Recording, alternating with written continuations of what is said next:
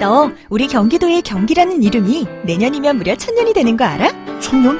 1000년이라고 하니 왠지 환상 속의 도시 같다. 1000년의 해를 맞이해서 경기도에서는 투어를 다니며 우리 도민들의 의견을 모으고 있대. 모아서 뭐하게? 우리의 의견을 모아 정책이 되게 한다는 거지. 단순히 1000년이 된 환상 속의 도시가 아니야. 우리의 상상이 현실로 구현되는 곳이야. 대한민국의 심장 경기도. 고려시대부터 불린 경기라는 이름은 어느새 1000년이 되었습니다. 1000년 동안 대한민국의 심장으로 뛰어온 만큼 경기도민의 목소리를 모아 미래 비전을 만들어가겠습니다. 이 캠페인은 경기도와 경기문화재단이 함께합니다. 사운드 오브 뉴스입니다. 김민아 기자 어서 오세요. 안녕하세요. 오늘 들어볼 소리요. 바른정당 하태경 최고위원이 자유한국당 홍준표 대표 대법원 판결을 앞두고 녹취록을 공개하라고 요구를 했는데요. 소리를 들어보시죠. 홍준표 대표와 서청원 의원의 통화 기록을 가지고 있다. 핵심 증인인 윤모 씨의 진술을 번복해달라는 통화 녹음을 가지고 있다고 국회에서 발언을 했습니다. 그뿐 아니라 한국당도 그것이 있다면 공개하라고 촉구를 했습니다. 한국당까지도 공개를 촉구를 했기 때문에 이용주 의원은 더 이상 주저해서는 안 된다. 내일 모레가 대법원 판단입니다. 만약에 이것을 공개하지 않고 계속 가지고만 있다면 이것은 대법원을 무시하는 거라고 생각합니다. 대한민국 법치를 무시하는 네, 국민의당 이용주 의원을 겨냥한 건데 과연 녹취록 공개할까요? 만약에 저 같으면 하겠는데 이게 정치라는 게 뭐 상식으로만 되는 건 아니지 않습니까? 여러 노림수가 있는 거 아니냐 이렇게 한번 따져볼 필요가 있겠죠. 만약에 녹취록이라는 게 존재하고 그 내용이 이미 알려진 대로 홍준표 대표가 핵심 증인의 진술을 번복해달라 이렇게 서청원 의원에게 부탁하는 것이라고 하면 정치적으로 엄청난 파장일 것이고 홍준표 대표가 물러나는 상황까지도 될 수가 있죠. 그런데 이제 이후 균형추가 어디로 쏠리느냐 이게 이제 짚어볼 문제인데 예. 뭐 친박계가 다시 영향력을 확대해서 유지하기는 쉽지 않을 것 같고요. 오히려 복당파인 김성태 원내대표 쪽으로 좀 이제 권력 구도가 쏠리지 않겠느냐 이렇게들 보는 것 같습니다. 예. 그럴 경우에는 바른정당이 지금까지 주장해온 어떤 중도 보수 대통합 이런 그림이 모양이 좋아지는 그런 효과는 있겠죠. 그런데 안 하는 이유는요? 일단 녹취록 공개를 안 하는 경우가 또 있을 수가 있겠는데요.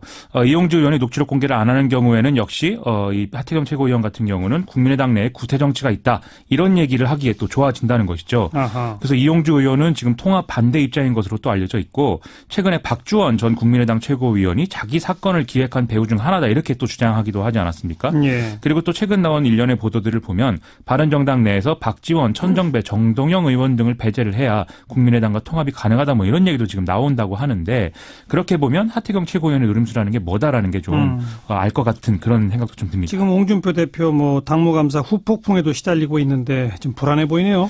원래 권력 교체기에는 이런 사건들이 좀 일어나긴 하는데요. 뭐 홍준표답다고 해야 될까 상당히 노골적인 얘기들이 쭉 나오고 있어서 어떤 거요? 특이합니다. 대표적인 게 류여의 최고위원인데요. 페이스북에 계속 글을 올려서 홍준표 대표를 비난하고 있거든요. 지금 72시간 동안 올린 게시물이 거의 뭐 30개가 넘는다.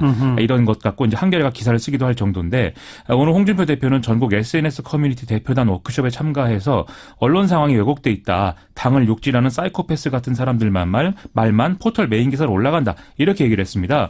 그러면서 SNS의 역량을 강화해야 된다. 이렇게 얘기했는데 이 사이코패스라는 게 과연 누구냐. 류여의 최고위원 누구 하는 얘기 아니냐. 네. 이런 해석이 또 나오고 있네요. 다음 뉴스요. 오늘 민유숙 대법관 후보자 인사청문회가 진행이 됐는데요. 야당은 우선 정치적 중립성 부분에서 문제 제기를 했습니다. 민유숙 후보자의 배우자가 문명호 전 국민의당 최고위원이기 때문에 이런 지적들이 나온 것인데 여당이 이에 대해서 좀 해명 기회를 주는 그런 상황이었습니다.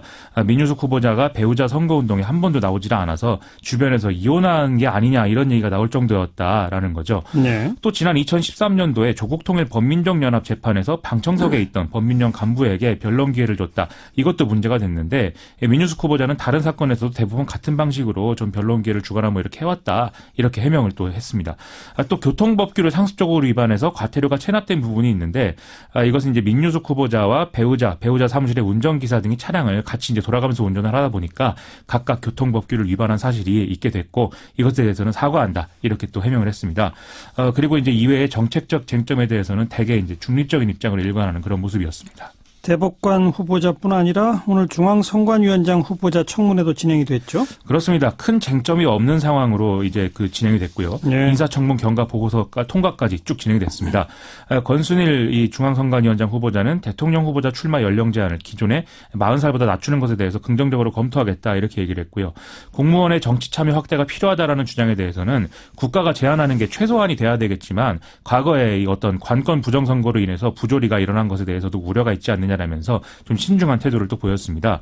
또 선거 연령 인하에 대해서는 선거 참여 확대가 세계적 추세이다라는 점을 인정하면서도 선거 활동에 대한 적절한 규제 그리고 제도적 장치, 국민 의견 수렴이 함께 이루어져야 된다 이렇게 지적을 했고요. 예. 이외에 위장 전입, 땅 투기 의혹 이런 것도 제기가 됐는데 이건 사실이 아니다 이렇게 또 해명을 했습니다.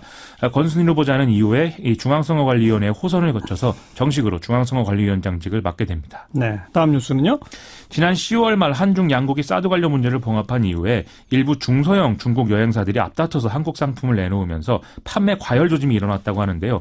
그래서 중국 당국이 규제에 나섰다 이런 보도까지 나오고 있습니다. 네. 현재 중국의 대형 여행사들이 한국 상품 판매를 준비하는 지역은 베이징과 산둥성 등의 일부 지역에 한정돼 있는데 중소규모 여행사들의 경우에는 이 범위를 좀 벗어나는 그런 지역 여행 상품을 준비했다가 단체 비자 신청을 거부당하는 일들이 일어나고 있다는 것이죠. 네. 최근에 문재인 대통령의 중국 국빈 방문을 기점으로 한중 관계가 정상화되고 있고 또 이 사드 보복 조치는 해소되는 수준으로 지금 계속 평가되고 있기 때문에 이게 뭔가 배경이 있는 거 아니냐라는 추측도 나왔는데 하지만 대형 여행사들의 상품 판매는 좀 차질이 없이 진행되고 있다고 하니까 거기다 이제 여행업체와 중국 당국의 방침에 시간차가 있을 수도 있다. 청와대는 또 이런 진단도 내리고 있어서요. 예. 이건 좀 지켜보고 결론을 내려야 될 것 같습니다. 문재인 대통령이 중국 갔다 온 직후에 중국의 군용기가 우리 방공식별구역 침범한 그런 일도 있었죠. 그렇습니다. 그래서 이게 뭔가 중국에게 뒤통수 맞은 거 아니냐 이런 얘기도 나왔었는데요. 예. 일단은 방공식별구역이라는 게 국제법적 근거가 있는 것은 또 아니고 특히 이번에 중국 군용기가 지나간 이어도 주변 이게 이제 한중일의 방공식별구역이 다 겹치는 곳이다라는 좀 특수성 이것을 고려해야 될 필요는 있는 것 같습니다. 하지만 그렇다 하더라도 양국 간의 문제로 비화될 수 있는 것은 사실이니까 중국의 방공식별구역 침범에 대해서는 우리 입장이 분명히 좀 있어야 되겠는데요. 예. 그래서 오늘 송영무 국방부 장관은 국회 법사위 전체회의에 참석을 해서 중국 국방장관하고 이 문제에 대해서 상호 통보할 수 있는 그런 협정을 맺는 방안을 추진하겠다 이렇게 밝히고 있습니다. 그리고 오늘은 또 중국 어선이 우리 영해를 침범했다고요? 중국 어선 44척이 오늘 오전 우리 해역을 집단 침범을 했는데요. 해경이 퇴거 경고 방송을 했음에도 이 쇠창살과 철망을 설치한 채로 경비 함정으로 막 돌진을 해서 해경은 어쩔 수 없이 경고 사격을 했다는 것입니다.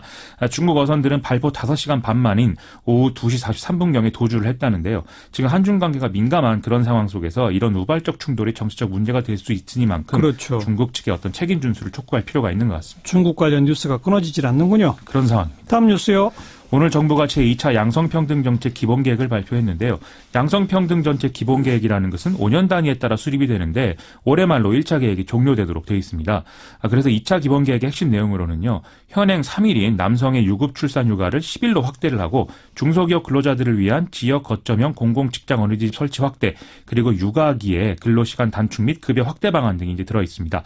또 온라인 이용자와 사용자에게 성평등 가이드라인을 제시하고 생활 속의 성차별적 언어 그리고 또 표현들에 대해서 실태조사를 진행한다. 이런 내용도 포함이 되어 있고요. 네. 기업의 성별 균형 제고를 목표로 적극적 고용 개선 조치 적용 대상을 좀 확대를 하고 기업의 성별 임금 정보도 공개를 하도록 하고 경력 단절 여성이 좋은 일자리 얻을 수 있도록 지원을 강화한다. 이런 내용들도 포함이 되어 있습니다. 또 여성 고위공무원 목표제, 공공기관 여성임원 목표제의 신규 도입, 그리고 군, 경찰의 여성 비율 확대를 위한 선발 과정 개선 이런 것들도 이제 계획에 들어가 있는데요. 네. 이외에도 생리대 유해물질 모니터링 및 건강 영양조사라든지 일본군 위안부 피해자 관련 사업 이런 현안에 대한 부분도 같이 포함되어 있는 그런 상황입니다. 근데 양성평등이냐 성평등이냐 용어를 둘러싼 논쟁이 있었다고요? 네, 성평등 사회 구현 이게 이제 국정과제인데요. 정부가 지금까지 계속 사용되어던 양성평등이라는 용어를 이 앞서의 성평등하고 혼용해서 사용하겠다 이렇게 밝히면서 논쟁이 시작이 됐습니다. 대한민국 바로 세우기 등의 어떤 보수적인 시민단체들은 성평등이란 용어에 성소수자도 평등하게 봐야 된다는 뜻이 담겨 있는데 아하. 이것을 인정할 수 없다라면서 대해서 성평등 용어 퇴출을 촉구하는 집회를 또 오늘 열기도 했고요. 성소수자 문제로군요. 그렇죠. 예. 반면 한국여성단체연합 등의 이제 좀 진보적인 색깔의 단체들은 정부가 여성을 비롯한 소수자를 겨냥한 혐오 공격에 굴복해서는 안 된다라면서 성평등 용어를 분명하게 사용해야 된다. 이렇게 주장하는 기자회견을 또 열었습니다. 이에 대해서 여성가족부는 양성평등이란 용어는 지금 양성평등 기본법에 따라서 쓰이고 있는 것일 뿐 정책의 내용이 변한 것은 아니기 때문에 정책의 취지를 왜곡하는 소모적 논쟁은 하지 말자 이런 입장을 내놓고 있습니다. 법률 안에 내용 그 이름은 양성평등기본법이군요. 그렇다고 합니다. 네. 다음 뉴스요. 올해 귀속 근로소득에 대한 연말정산이 본격적으로 이제 시작이 되고 있는데요. 네. 올해 근로소득이 있으면 내년 2월분 기별을 받기 전까지 연말정산을 해야 되는데요. 국세청은 연말정산 대상자를 1,800만 명의 근로소득자 이외에 140만 명의 원천징수 의무자 이렇게 보고 있습니다. 국세청은 온라인 팩스뿐만이 아니라 모바일 서비스도 확대해서 부양가족 자료 제공 동의, 예상세액 미리 계산 등의 서비스도 같이 제공할 예정이라고 합니다. 매년 하는 건데 작년하고 달라진 것만 좀 간략히 소개해 주세요. 중고차를 신용카드로 산 비용에 대한 소득공제가 가능해지고요. 전통시장 대중교통 공제율이 30%에서 40%로 인상이 됩니다. 또 체험학습비가 교육비 공제에 포함되고요. 출산 입양세액 공제의 경우에는 둘째는 30만 원에서 50만 원으로 셋째 이상은 30만 원에서 70만 원으로 늘어나게 됩니다. 또 배우자 등이 기본공제 대상자가 계약한 경우에도 월세 세액 공제를 받을 수 있도록 개선이 되고요. 공제 대상 주택 범위에 고시원도 추가가 된다고 하니까 이거 알아두셔야 될 것 같고요.